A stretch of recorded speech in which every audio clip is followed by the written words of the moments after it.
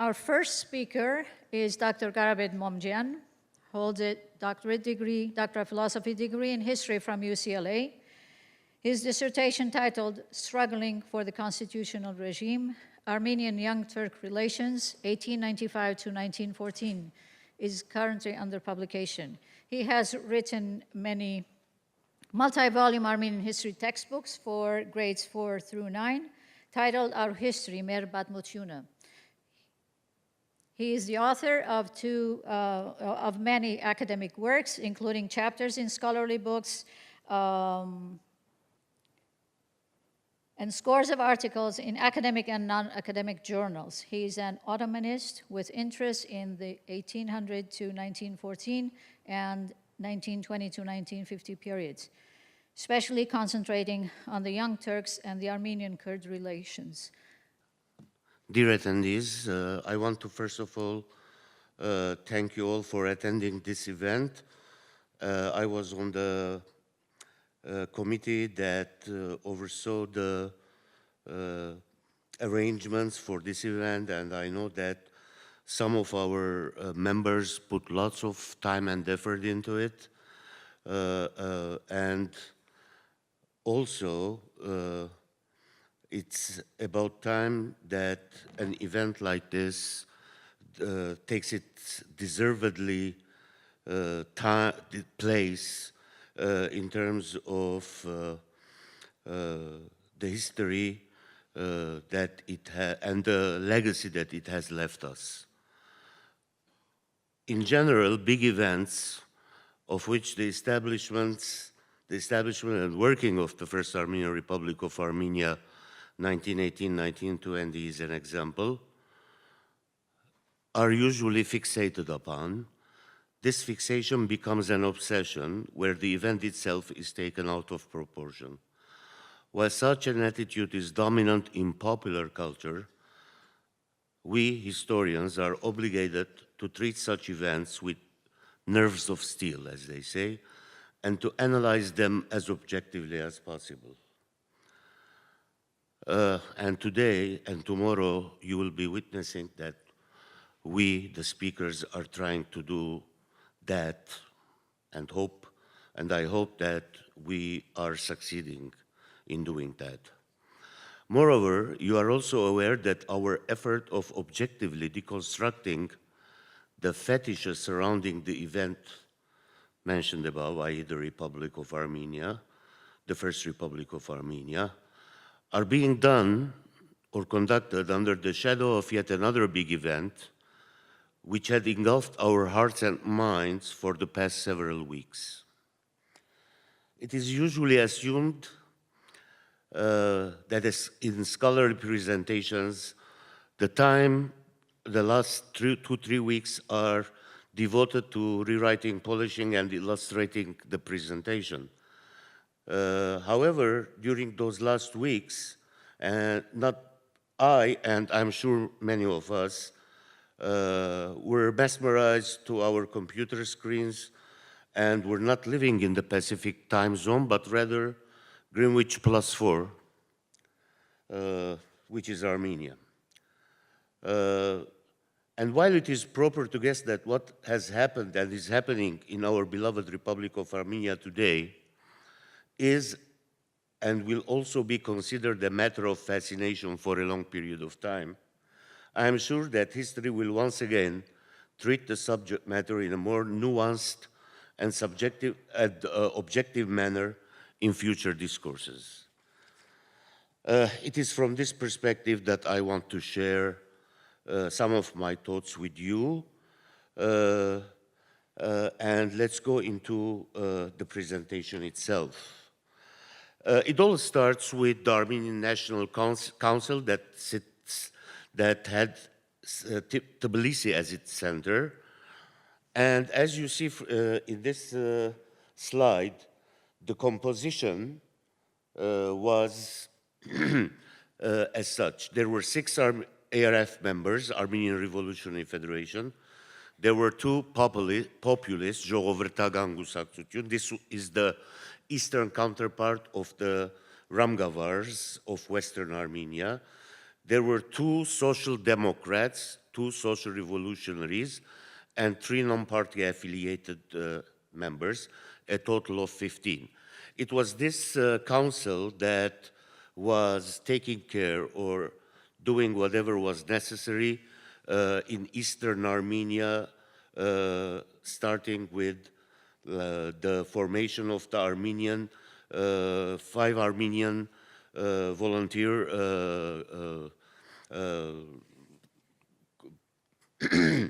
the volunteer units, and also overseeing then later the preparations for going to Yerevan and sitting as the first parliament of the Republic of Armenia. One thing that we have to mention here is that it was in this council that maybe the first attempts of Armenian political parties learning to work together was established. So it was an experimental stage in a sense.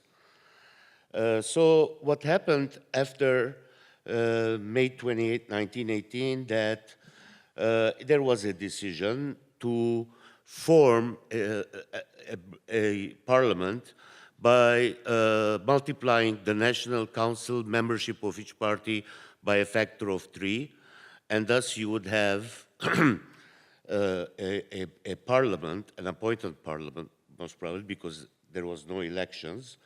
And you can see that the ARF had had the most number of seats from any other participants. And one more thing that you have to see, a total of 46, which makes the 18 seats that ARF had did not make it into a party that has a majority. So there was the issue of forming a coalition, as we'll see later. The political orientation of the parties, this is important so that you would have a notion of who was who. The left spectrum, the problem was that it had no tangible ranks or footprint within the population. Those consisted of the Social Democrats and the Social Revolutionaries, who were together until November 1918, both refused the notion of Armenian independence, and this is very important to note. Later, however, the Social Democrats remained adamant to their principle of being part of Bolshevik Russia or the Soviet Union, while the Social Revolutionaries advocated a federative form of government within the Soviet Russian orientation. Here is a very good quote from the Hanchakian leader Sabah Gulian, who, as you can read, he says, if there are parties in Armenia that do not adhere to the notion of Armenian independence, they are the leftists, meaning the SR and the SD. Thus, such a left has no place within Armenia, where parties adhere to the principal notion of Armenian independence. It is important because this quote is important because Sabah Gulian himself belonged to a party, the Social Democratic Hanchakian Party, or Hanchakian Party hereafter, which was also the Social Democrat part of it, at least as you notice,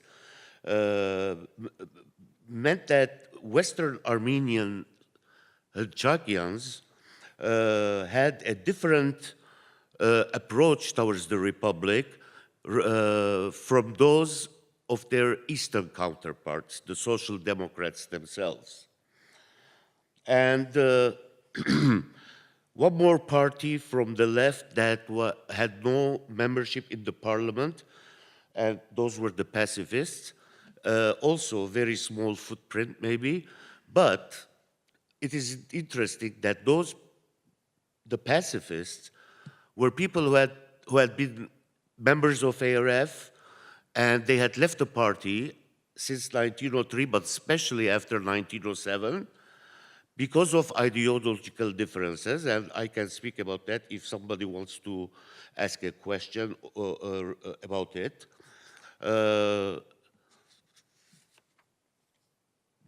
Continuing with the orientation, we come now to the ARF. Some of the sources say that the ARF, the 18 members that the ARF had, it was not represented in proportion to its size. In 1907, for example, there were some 165,000 ARF members in the Caucasus alone. The ARF, however, was, even though it adhered to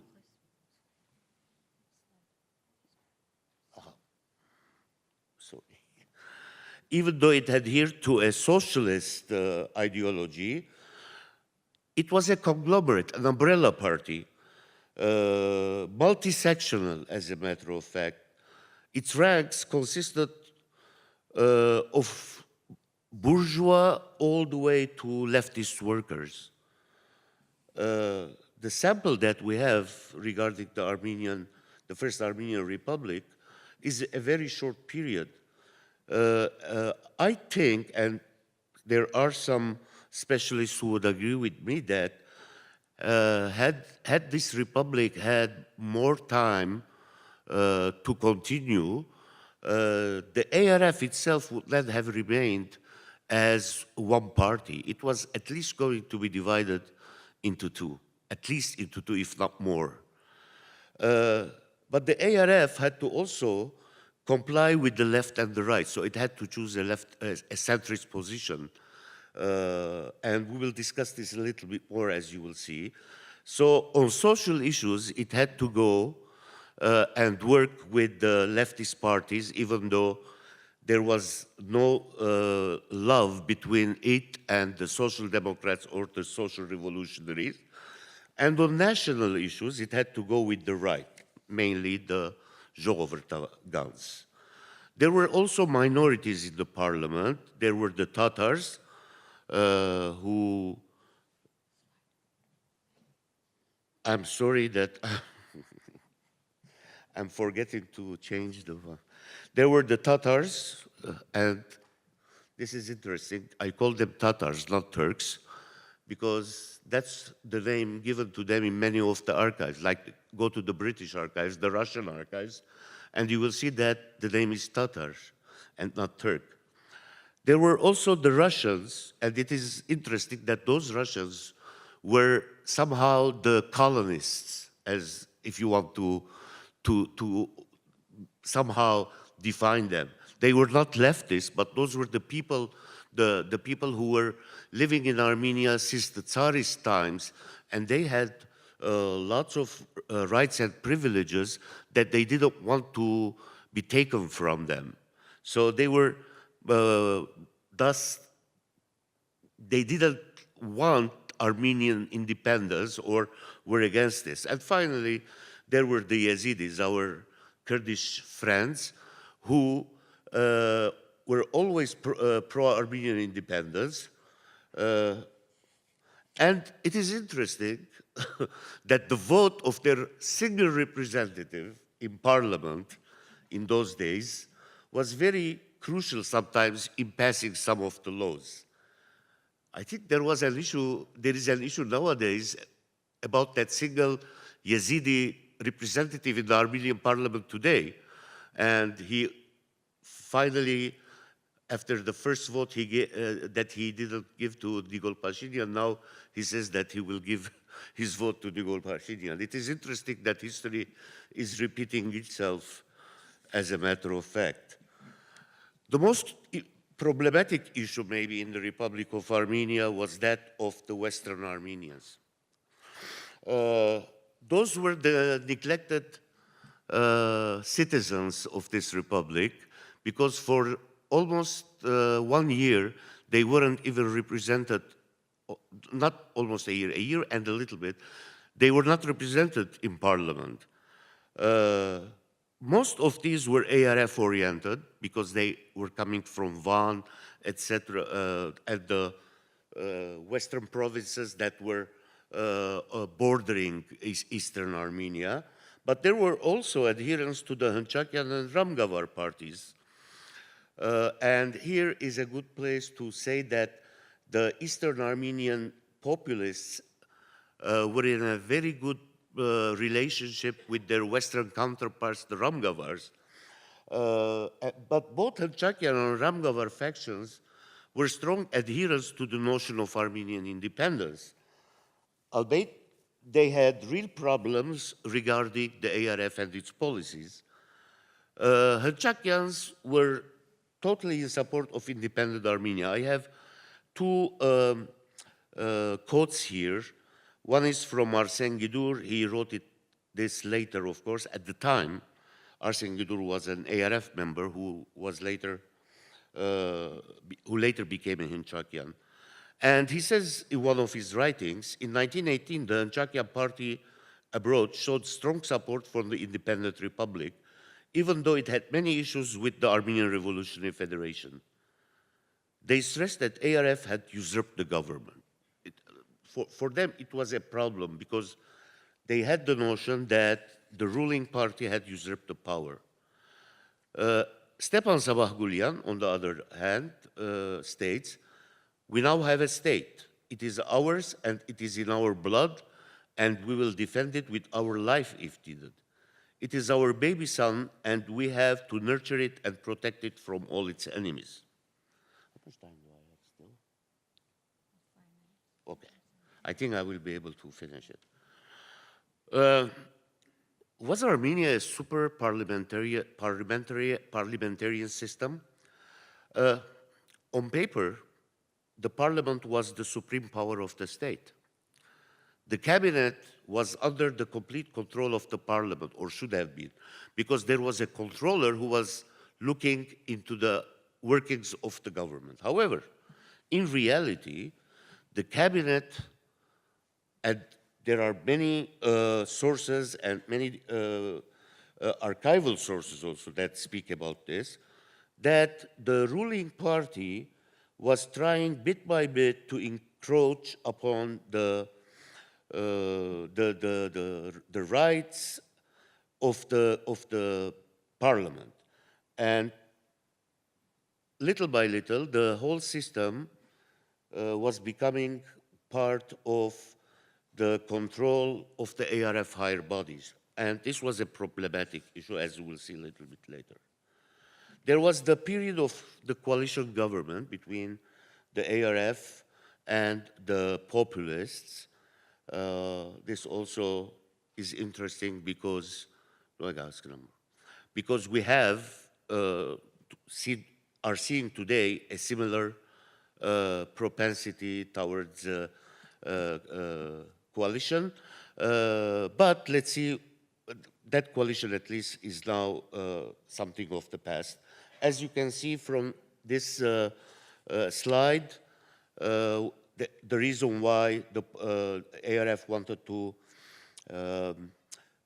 be in coalition with the populists, but there was also problems because from what I have been reading, there was no synergy between the coalition partners. And one of the major issue or the straw that broke the camel's back, as they say, was going to be the declaration of the independent and united Armenia.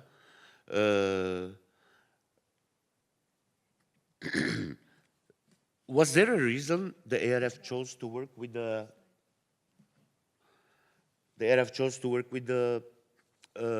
Zhovertagans? Here is a good quote from Dr. Ovanesyan's work, where he says that the ARF chose the coalition with the populists. It had the potential to establish good relations with Western powers and also attract financial aid and investment for the fledgling republic. So there were ulterior motives, most probably, for this coalition. Now, what happened next? On May 28, 1919, the government made a declaration of the united and independent Armenia. This created a big issue with Boğaz Nubar Pasha, who was ousted from the Armenian delegation in Paris, and Western Armenians in general, and also the Zhovertagans, did not like what happened because they thought that the ARF or the ruling party made this announcement or declaration just to have the initiative in its hand and to take out Western Armenian leadership, and especially Boğaz Pasha and his followers, out of the equation. So there is the single elections that took place from June 21 to 23 in 1919. All the parties boycotted the election except for ARF and SR. And as I said, SR had a very little footprint, which means that the democratic republic, or what the ARF was trying to show as a democratic republic, was becoming a one-party republic as of June 1919. Huh?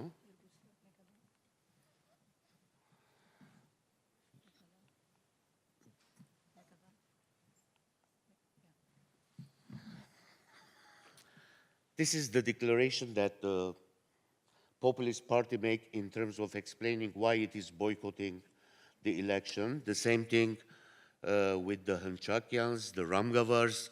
There is no time to go into the effect, but let me show you what the results of this election was. 80 total number, of which 72 were ARF members, and 12 of those were Western Armenians, all ARF members. The good thing about all this is that there are 3 female representatives in the parliament. And Armenia could say, or we Armenians could say, that we were one of the first to give universal suffrage for women to vote and also to be elected as members of parliament. However, these figures show a big problem. You see a ruling party which has more than 90% of the seats in parliament, and the history of the republic after this, until its end, is a history of one-party ruling, and where is the democracy in that? We have to take that into consideration. On the other side, we can say that during its 940 days, the Armenian Republic, and I am not sure how many days the parliament was in session, but that parliament looked into some 1,000 laws, of which 300 were accepted. There were very hot debates in parliament, especially during the first period until June 1919, and there were lots of debates, especially the left was criticizing the government.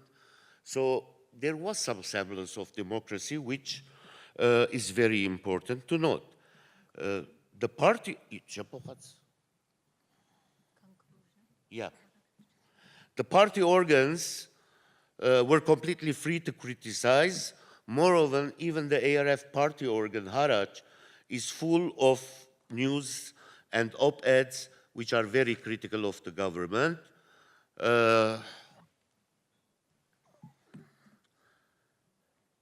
I don't have time to explain this because the time is running by. I will go, but you can read it. It's very easy to read. Let's go into the conclusion. There were 940 days for the Republic. Thus, the sample that we are dealing with is not conducive to make an in-depth analysis and conclusions. However, research regarding the event must continue in light of, as others have said, in light of many news sources being uncovered.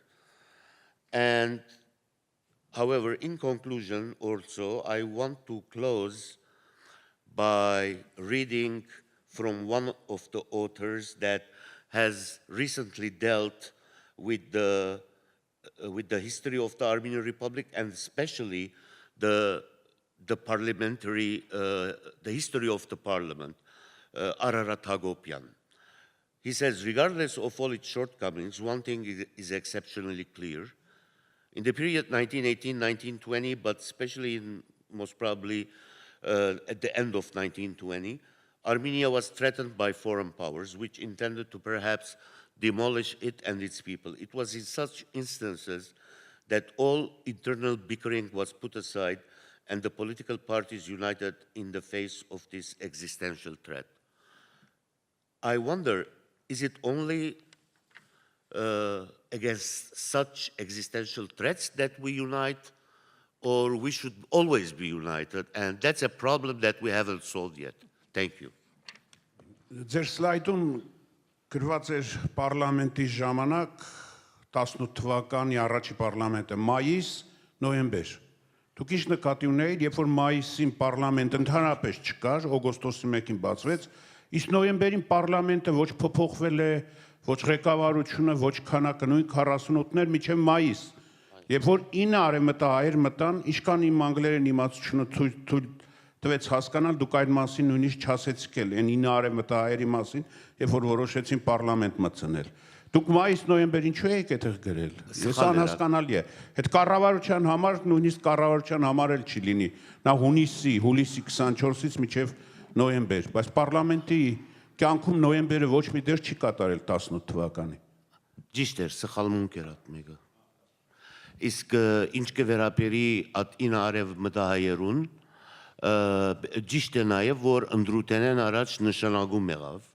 Ես ամեն մանրամասնության չուզեցի մտնել, բայց այդ մեկը նույնիսկ նշանակումը, որ կատարվեցավ, նաև խնդրահարույց հարց էր, որովհետև կարելիությունը ունեին արևմտահայերից նաև հնչակյան եւ կամ ռամգավար դարեր ամծնել եւ այդ մեկը չրին, դժբախտաբար։ Խոսքս հարցումս Գարո Մոմդյանին է, ինչ դրամապանությամբ կսեք, որ եթե Հայաստանի Հանրապետության այդ կառավարությունը շարունակվեր, դաշնակցությունը բաժան-բաժան մի դիլար։ Բաժան չսի։ Ասի առնվազն երկու մասի։ Կամ երեք մասի։ Երկու մասի, կարող էր նաև ավելի, բայց առնվազն երկու մասի։ Ինչու, որովհետև սի դաշնակցությունը, բաղադրությունը գուսակցության շատ ասպես բան էր,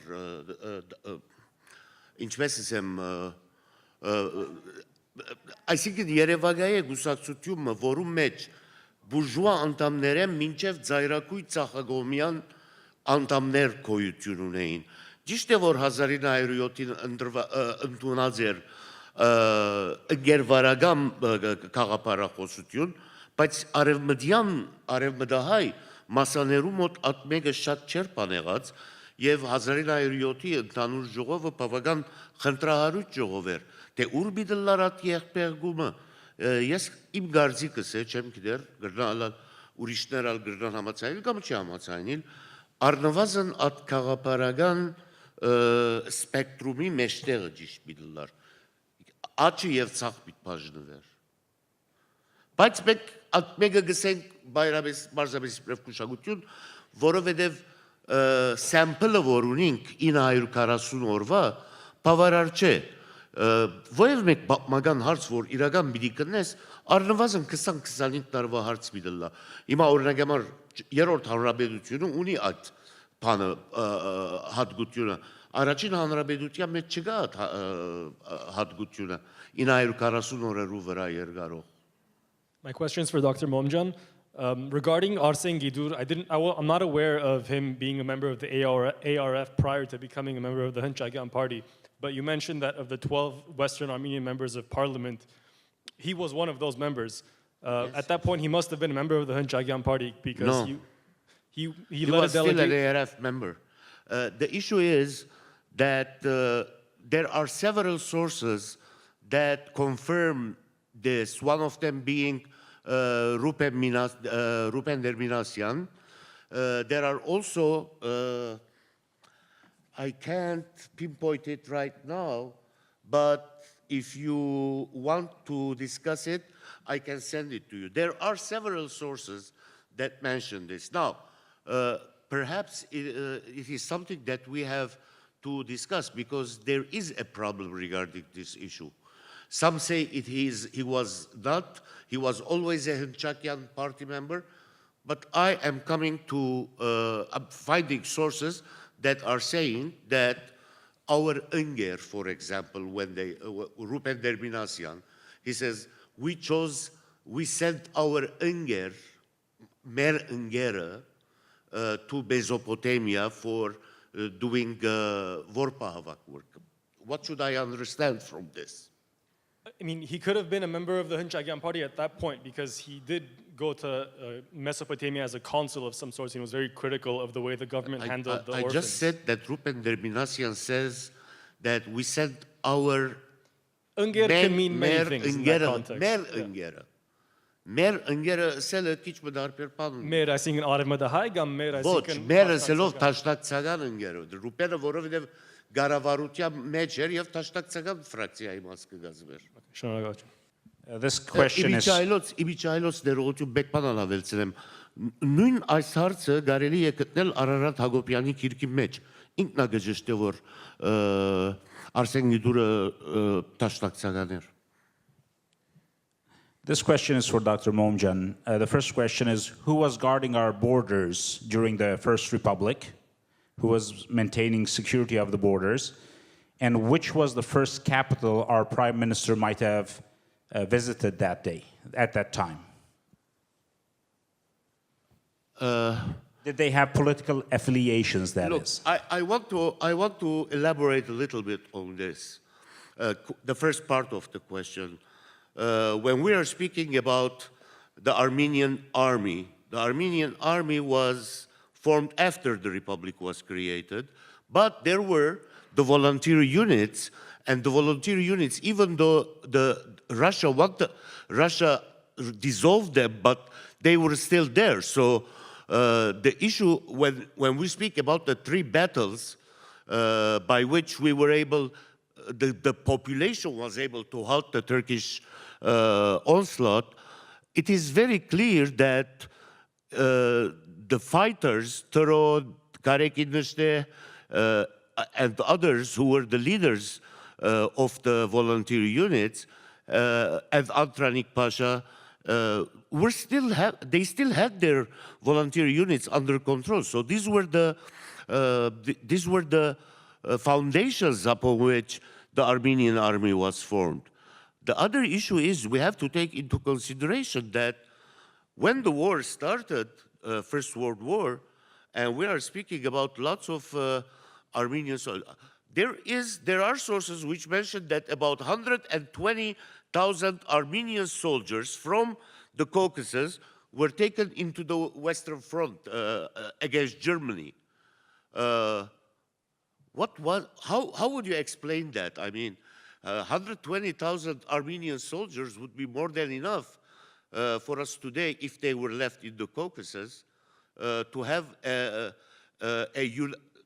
all the lands, not only the Wilsonian Armenia, but even more, perhaps.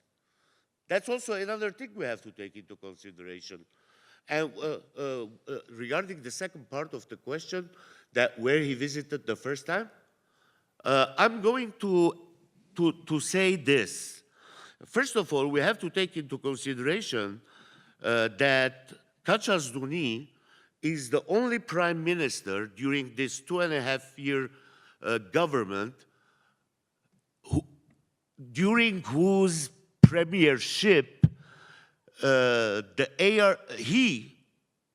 he was so adamant in not letting the ARF higher bodies to interfere in the workings of the government. As a matter of fact, I think he was taken out of the premiership and sent to America to collect monetary funds just because he had that tendency of not letting the party leadership interfere in the inner workings of the government. And that has to be taken into consideration. I think that during that thing, he went first to Constantinople. That would answer the first part of your question, or the second part.